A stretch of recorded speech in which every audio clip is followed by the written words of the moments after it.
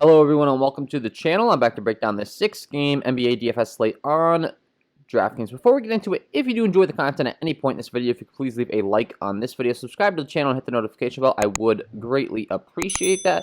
The channel continues to grow and receive support, so thank you to anyone that has liked and subscribed so far, commented, any of the above. All support is appreciated.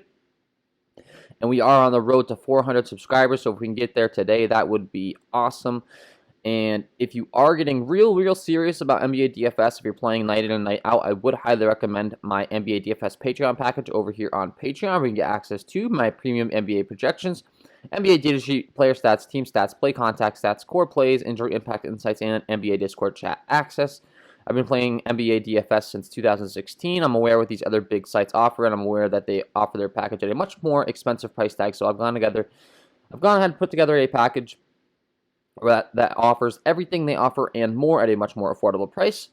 I think you'll be able to make your money back real quick over there, getting some good feedback on my current patrons, consistently winning week in and week out. So check that out, link below in the description. And with that being said, make sure you stay tuned to the end of the video where I will give you my lock of the night. It's a segment I do on this channel every single video.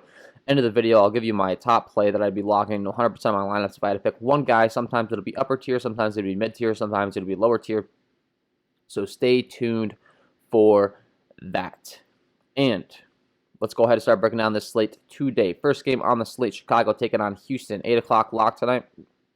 We got Zach LaVine priced up at 9.5. This game comes in right now with a 227.5 over-under with a 1-point spread in favor of the Houston Rockets. So expected to be pretty close. Expected to be a somewhat fast-paced game. So we can definitely feel confident in targeting some options here.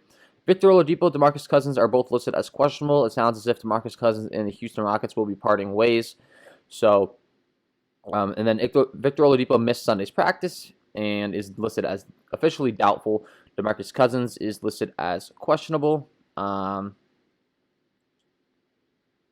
So it's looking like they're saying he's still going to be available to play while they're looking at other options, but it has been announced they are willing to trade DeMarcus Cousins. He did play 37 minutes last time, so maybe this is where they start to showcase him, so to speak. So maybe he's going to get a tick up in minutes, actually, for the few games that he's remaining a Rocket. They're just going to go out there and play him as many minutes as he possibly can play, try to show what he still has left in the tank so that they can get as much value back in return for him in the trade market.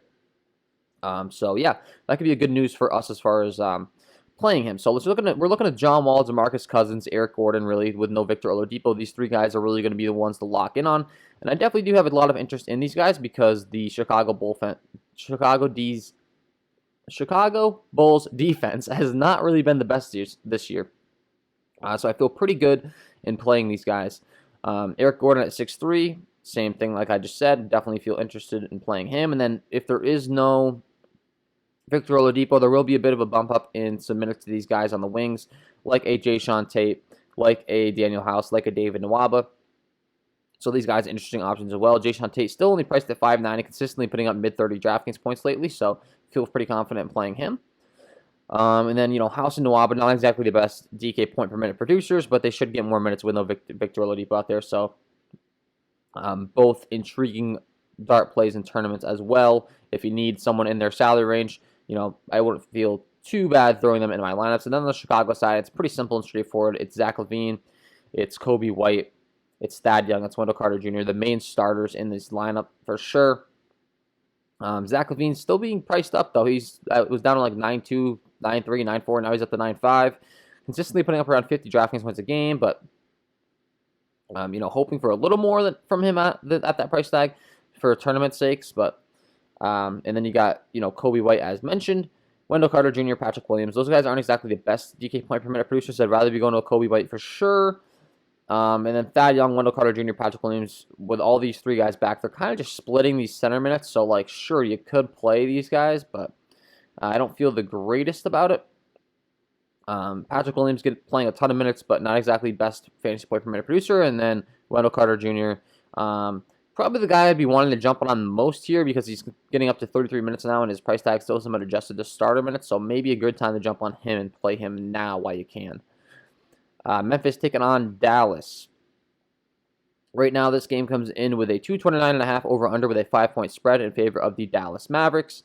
So, one of the top totals on the slate, I believe the top total, no, second top total. So, almost a top total, half a point difference in the game we'll discuss later. But Memphis taking on Dallas, decently paced game. You got Luka Doncic at the top, consistently putting up mid-60s DraftKings points. He's priced all the way up to 11-4, which is kind of crazy. I mean, yeah, I mean, you can still play the guy for sure. There's a reason he's priced all the way up here. His fantasy point per minute production is ridiculous, but taking on a Memphis team that honestly hasn't been the greatest matchup. Not like I'm scared of them, but they're not like, bottom feeders as far as the defense is concerned. It's interesting to see if we'll really want to go there. Kristaps Porzingis playing 32 and 31 minutes the last 2 times out. Expected to go in this one, and has had quite the time to rest. So, with the last game getting canceled due to conditions in Texas with the weather, I think Kristaps could maybe see a few more minutes than he typically would in this one just because he's well rested. So, definitely like him in this one at 8.5. Ja Morant and Jonas Valanciunas continue to be huge usage guys on the Memphis side because there continues to be guys out like a Dillon Brooks. And Dillon Brooks is expected to be out in this one again. After Grayson Allen and all these guys resting last time, it does look like Grayson Allen's going to be back. So I will definitely have interest in him at 5.2 with no Dillon Brooks. Consistently getting like 30 minutes a game.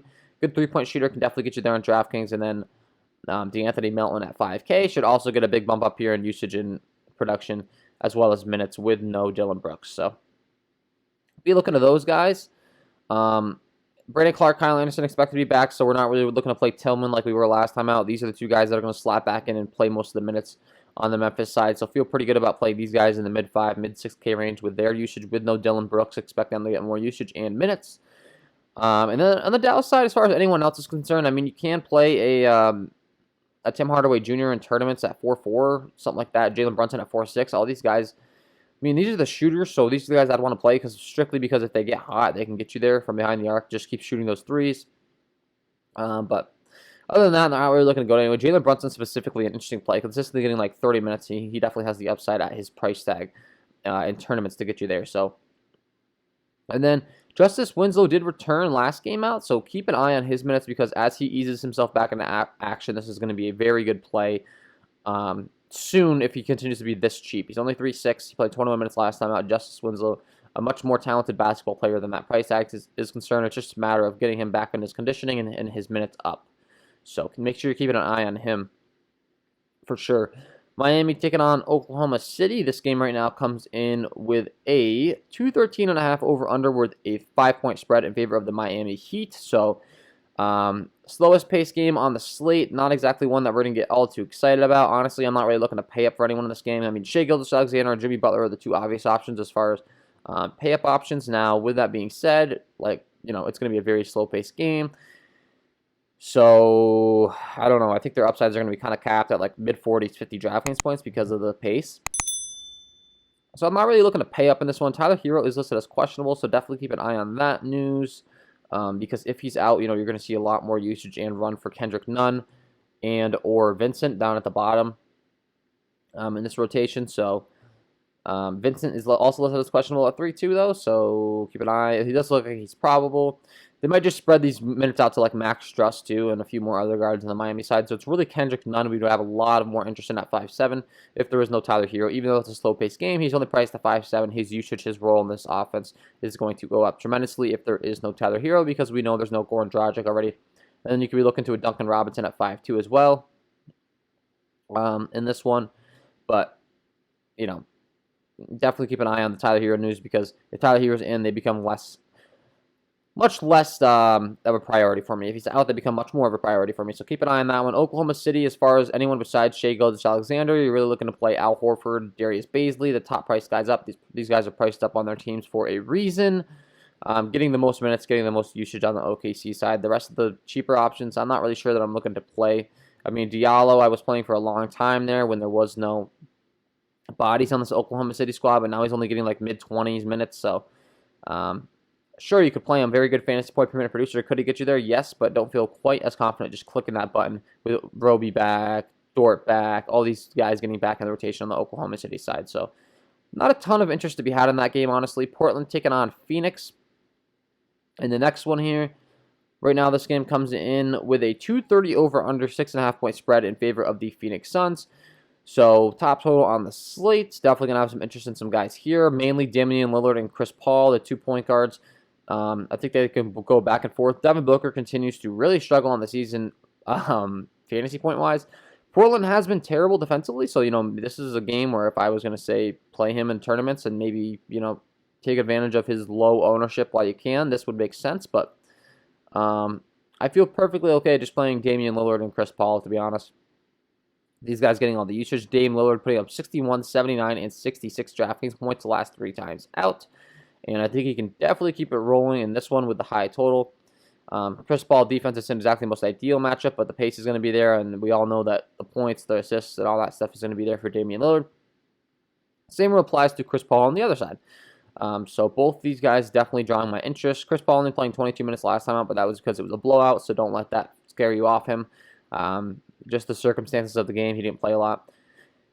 And then Enes Kanter, DeAndre Ayton, I think are both very intriguing plays as well because they're probably going to both get a lot of minutes and be out on the court with needing big bodies out there, and they are both absolutely terrible defensively. So I could see these guys going back and forth, trading buckets for sure. So both these guys at the center position make a lot of sense to me on this slate today. And then you got Robert Covington, Gary Trent, who continue to see big minutes on the Portland side. Both these guys you could be playing 35 minutes, 38, 37, 39 for Robert Covington, putting up 31, 37, 36, and 40 DraftKings points. Been waiting for this guy to explode on the scene with his Portland team, kind of just taking a backseat for a while there, and it does look like he's finally coming around. So Robert Covington making a lot of sense. Same rule applies to Jay Crowder on the other side at 5K. Getting quite a few minutes, only played 20 minutes last time out, once again because of the blowout. Expect for him to get much more upwards towards 30 minutes in this one. And at 5K, he makes a lot of sense for me on this slate today for sure. And that's what I'd be looking to in this game. So definitely some solid quality options in that up-tempo game. Charlotte taking on Utah. This game right now comes in with a 228.5 over-under with a 12-point spread in favor of the Utah Jazz. Expected to be an absolute blowout in favor of the Utah Jazz. So buyer beware. This game is expected to blow out. Donovan Mitchell at 8.7, LaMelo Ball at 8.6, both top options on both of their respective teams. But as mentioned, it's going to be really a matter of if this game stays close. I mean, the pace is going to be there. It's 2 points shy of the top total on the slate, but if it blows out, I tend to lean more towards the Charlotte side than the Utah side in this situation, just because I know Charlotte doesn't really have anything to lose. They'll just run their young guys out there. Like a LaMelo Ball, like a Terry Rozier, no matter what's going on, try to get back in the game. Utah might be more likely to lay off the gas pedal and take some of their guys out. So, yeah, I'm really looking at LaMelo Ball, Terry Rozier, Gordon Hayward at 7-1. Taking on Utah, his former team, is an interesting option as well. I think there might be a little bit added extra motivation going back to the original team that he came up with in the league. So, definitely have interest in him. Mike Conley and Jordan Clarkson are back, so that's going to take a big usage bump on these Utah guys overall. So that's one thing I didn't mention about Donovan Mitchell is Mike Conley coming back, that's going to cut into his usage. Jordan Clarkson, that's going to cut into his usage. So overall, that makes it even easier for me not to play someone on the Utah side. I mentioned the blowout, and then I mentioned that. Yeah, I just rather would be playing these guys on the Charlotte side, to be honest. Devontae Graham continues to be listed as questionable, so keep an eye on that news. He is listed as doubtful, so I'd expect, the LaMelo Ball is going to continue to start. We could have more interesting guys like a PJ Washington, like a Miles Bridges, like a Malik Monk. Going to get more minutes and usage in the rotation, so these guys all do make sense at their respective price tags. With no Devontae Graham, if you're trying to take a shot in tournaments and get some more upside out of guys that typically won't be targeted, get some lower ownership on those guys. Last game on the slate, Washington taking on the Los Angeles Lakers. This game comes in with a 226 over-under with a 6.5-point spread in favor of the Los Angeles Lakers. So, pretty decently fast-paced game. And I can tell you right now that LeBron James is going to be a big priority for me on this slate. Gets a tremendous matchup. There is no Anthony Davis. He's going to continue to have a bunch of usage, and the Washington defense is terrible. So, LeBron James at 10-4. We have all these other options like a Damian Lillard, like a Luka Doncic. I definitely think that LeBron James is in the best spot out of all of them, and he's cheaper than these guys. So, I feel pretty confident locking in LeBron James in my lineups for sure. Especially because Dennis Schroeder's out. Kyle Kuzma's listed as questionable. I mean, LeBron's is going to get even more usage, and then Kyle Kuzma is definitely a good play as well at 6'7", taking on this Washington squad. He's expected to play.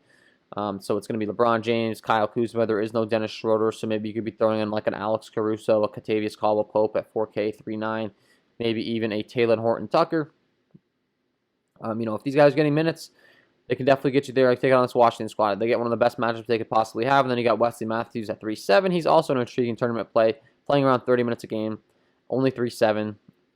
Feel pretty decent about tossing him in your lineup as well. Then you got Marc Gasol, Montrezl Harrell with no Anthony Davis. Both these guys are going to continue to see center minutes and usage with no AD. So, especially Montrezl Harrell, I'm just waiting on him to have a blow-up game. I mean, last time out was as close as he's been. He put up 37 DraftKings points. That's still really good, but this guy's capable of putting up a lot more than that if he gets hot. So, continue to play him at 5.8. I think that he is a great play for sure. So, Bradley Beal, Russell Westbrook, the simple run-back options on the Washington side. Both these guys are going to soak up all the usage on the Washington side, so they both make a lot of sense for sure. And they're going to need their services to stay in this game against a good Lakers team with LeBron James at the helm. So both those guys make for reasonable plays. I don't like them as much as LeBron James because he's the sole usage guy on the other side, but, they're who you would want to run it back with in this game. And then I think Davis Bertans at 5.4 continues to be a very intriguing play as well. Playing a lot of minutes. When he gets hot from behind the three-point arc, he can really stroke it, going 5 for 6 and 9 for 11 the last 2 times having big games, 32 and 48 DraftKings points. Then last time out, he only put up 13, but that's because he's very scoring reliant. So that's what you're dealing with when you're playing Davis Bertans. You're hoping he's going to put some buckets in, because if he doesn't, you're kind of in trouble. But if he does, he has some tremendous upside, so that's why you will be wanting to play him in this one. So that is all from me on the 6-game slate. Before I let you guys go, I got to give my lock of the night. Let's get into it.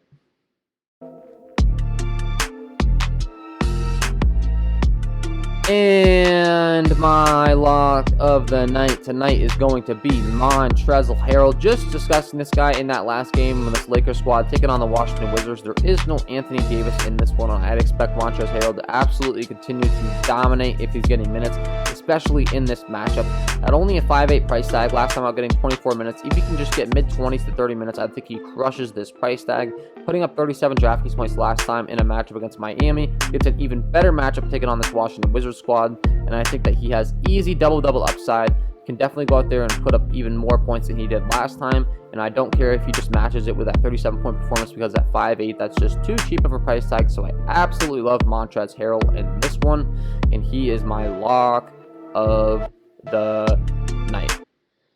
So there you have it, guys. Montrezl Harrell, get him in your lineups. And that is all from me in this one. If you did enjoy the content, if you could please leave a like on this video, subscribe to the channel, hit the notification bell, I would greatly appreciate that. And then don't forget to check out, if you are getting serious about NBA DFS, my Patreon package, link below in the description. Get access to all of those tools that I work so hard on every single day: projections, core plays, stats, all of that fun stuff, as well as ask me questions all the way up until lock.